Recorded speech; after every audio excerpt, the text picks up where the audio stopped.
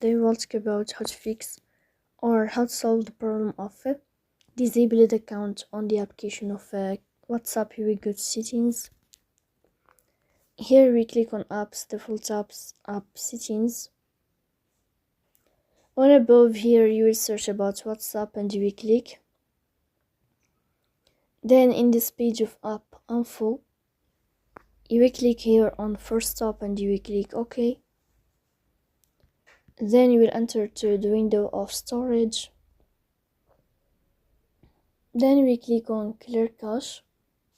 Then here in this page we click on first stop and you will click OK. After that you will enter to storage. Here you will click on clear cache. Then we go to Play Store and then you can update your app. So please don't forget to support us by like and subscribe.